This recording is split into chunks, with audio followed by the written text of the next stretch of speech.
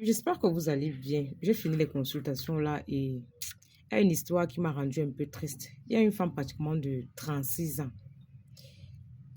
Chaque fois qu'elle sort avec un homme, son père s'y oppose. Mais le tout, si elle sort avec un homme, je peux dire qu'il est fabriqué. L'homme l'est fabriqué, elle étonne. L'homme là lui dit que même si je ne vais pas t'épouser, j'ai une mission dans ta vie. Je suis là pour t'aider. Et l'homme là lui dit que ton père est ton mari de nuit. Parce que moi, je ne peux pas comprendre le genre de jalousie. Si son père se comporte avec son gars comme si c'était son coépoux. Il arrive même au niveau où il insulte l'intimité de sa fille avec un jargon tellement sauvage, péjoratif, on ne comprend pas. Que même si le parent n'est pas d'accord avec la relation, mais tu arrives au niveau où tu parles de l'intimité de ta fille publiquement, moi je ne comprends pas. Moi je dis à la femme là, donc toi je pense que ça ce sont les choses du jour. Ce sont les choses de la nuit. Il ne m'a me dit, comme on dit souvent, ton père ne peut pas t'insulter publiquement. Il insulte ta partie intime et tout le reste là. Le gars là supporte, le gars là lui dit que j'ai une mission dans ta vie et moi je te dis que ton père n'est pas une bonne personne. La fille là a du mal à comprendre. Elle se dit que non, son père est radin, il a juste des mauvaises habitudes, il n'est pas son mari de nuit et tout le reste là. J'ai dit à la femme là que quand moi je regarde ton histoire, c'est là. Ta part là, ce n'est pas le genre que tu es une femme fabriquée. Ta part, c'est le genre que ton père puise l'énergie en toi. Ton père se comporte avec toi comme s'il était ton mari. Il est jaloux, il manifeste sa jalousie. Dès que tu viens avec ton gars à la maison pour présenter, il fait un scandale. Il vous chasse avec le balai. Sans sens. 36 ans. Sans sens.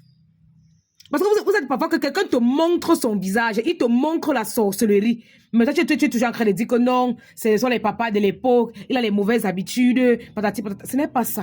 Ton père ne veut pas qu'il se marie parce qu'il est déjà ton mari. Il est ton mari. La plupart des femmes que j'ai reçues aujourd'hui, là, c'était des femmes qu'on a déjà épousées. D'autres qui disent même qu'elles rêvent parfois qu'on les met l'alliance dans la nuit. Elle ne voit pas la personne, mais elle rêve seulement qu'on lui met l'alliance, mais elle ne voit pas la personne. Faites très attention. Fais vraiment très attention. La dame là, moi je lui ai dit qu'elle doit dire merci à son gars là. Parce qu'un autre gars serait parti depuis. Le gars a dit que même si je ne vais pas t'épouser, non. J'ai une mission dans ta vie. Ton gars ne peut pas me combattre. Ton père ne peut pas me combattre. Ça part qu'il a là, non. Moi je suis au-dessus. J'ai dit à la dame là que dis merci au gars que tu as là. Parce que parfois, il y a aussi ce passage-là que les gens oublient souvent que quelqu'un peut être dans ta vie, pas dans le but de t'épouser, parce que chaque amour ne conduit pas forcément au mariage.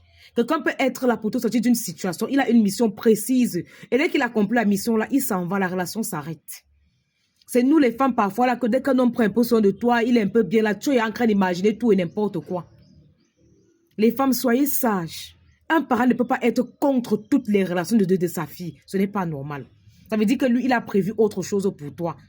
C'est comme ça que je disais souvent à mes soeurs que nos problèmes spirituels, si quand moi je vois la lune de nos problèmes spirituels, ça sera que on sera ici à la maison jusqu'à 40 ans, on va servir la nourriture à nos parents parce qu'on ne veut pas chercher. Sérieux.